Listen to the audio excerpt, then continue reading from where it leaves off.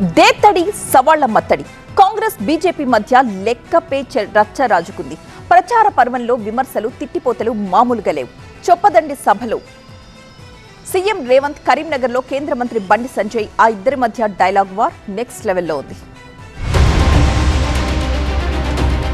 Municipals ప్రచార పర్వంలో సవాళ్లు ప్రతి సవాళ్లు మారుమోగుతున్నాయి. కరీంనగర్ అడ్డాగా లెక్కపై రచ్చ రాజుకుంది.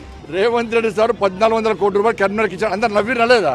అది ఈ శతాబ్ది జోక్ అని అంటది. దానంతా జోక్ నవ్వుకుంటారు జనం నీ మాటలు చూసి.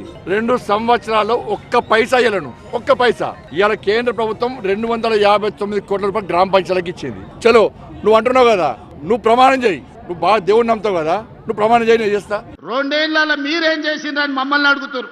నేను అడగదలుచుకున్న 10 ఏళ్ళు కేసీఆర్ ఏం చేసిండు, 12 ఏళ్ళు నరేంద్ర మోడీ ఏం చేసిండో లెక్క చెప్పండి. 2 ఏళ్ళ మేము ఏం చేసినామో శాసనసభలో లెక్క చెప్తా. ఒకవేళ మీకు ఈ వేదిక మీద నుంచి 2 ఏళ్ళ మేము ఏం చేసినామో ధైర్యం ఉంటే లెక్క రాసుకోండి. గుండె పగిలి సస్తారు బీజేపీ వాళ్ళు, బీఆర్ఎస్ వాళ్ళు. ఈ బుక్ నీకు పంపిస్తా. ఈ బుక్లో ఏదో ఒకటి తప్పైనా కేసు పెట్టు. ఇప్పుడు నువ్వేం చేసినావో 24 గంటల లోపట నువ్వు శ్వేతపత్రం విడుదల చేయి. నేను మొన్ననే చెప్పిన శ్వేతపత్రం విడుదల చేయను. నేను 14,600 కోట్ల రూపాయల స్మార్ట్ సిటీ నిధులను నీకు పంపిస్తున్న బుక్ కరీంనగర్ ప్రజలందరికీ పంపించిన. మరి నువ్వు చేస్తే మీ వాళ్ళు కనీసం బుక్ ఎందుకు కొట్టించుకోలే? ఎన్ని రంకెలేసినా బీజేపీ వాళ్ళు సిల్లి గవ్వ తేరు. మోడీ ముందల నిలబడి అడిగే ధైర్యం నాదే. మా ఈడ బండి గుండు బాగానే మాట్లాడతారు ఈడ మైకుల ముందల, కానీ మోడీ ముందల వీళ్ళకి నిలబడి అడిగే ధైర్యం ఉందా?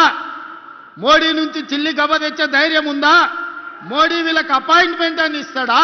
తెలంగాణకు మీరేం చేశారని సవాళ్లు రువ్వుకోవడమే కాదు, మ్యాటర్ ప్రొటెక్షన్ మనీ ఢిల్లీకి కప్పం వైపు టర్న్ తీసుకున్నాయి. ముఖ్యమంత్రి గారు ఎన్నికల ముందు ఏమన్నాడు? మేము అధికారంలోకి వచ్చిన వెంటనే బీఆర్ఎస్ పార్టీ అవినీతిపై విచారణ జరిపిస్తాం, కేసీఆర్ కుటుంబాన్ని లోపడేస్తామన్నారు. ఇంతవరకు కనీసం టచ్ చేసే పరిస్థితి లేదు. అది ఇలా మీరు ఒకటి లోపాయకార ఒక్కందం, పైసలు మొత్తం పంచుకుంటున్నారు. ప్రతి కేసు బయటికి వస్తారు, పైసలు తీసుకుంటారు, మూటములు తీసుకుపోయి ఢిల్లీలో కప్పం కడతారు. ఇది మీ పరిస్థితి.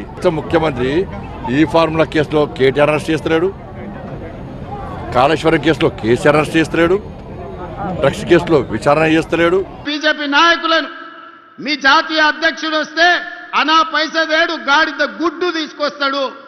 ఈ రోజు అవినీతికి పాల్పడ్డ బీఆర్ఎస్ వాళ్ళని మీరు కాపాడుకుంటూ మీరు ప్రొటెక్షన్ మనీ తీసుకుంటున్నారు వాళ్ళ దగ్గర.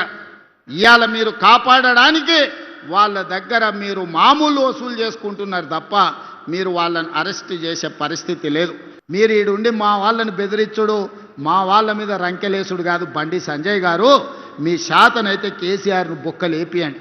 సీఎం కేంద్ర మంత్రి మధ్య డైలాగ్ వార్ పరపతి పౌరుషం అంటూ మరో రేంజ్ కు వెళ్ళిందిలా. ఇవాళ నిజంగానే మోడీ దగ్గర మీకు పరపతి ఉంటే కాళేశ్వరంలో 1000 కోట్లు కొల్లగొట్టిన కేసీఆర్ హరీష్ను బొక్కలేయాలి. కారు దందాలు ఇవాళ సంపాదించిన కేటీఆర్ ను బొక్కలేపియాలి బండి సంజయ్ గారు. మా భుజం మీద తుపాకీ ఆల్చాలనుకుంటున్నావు?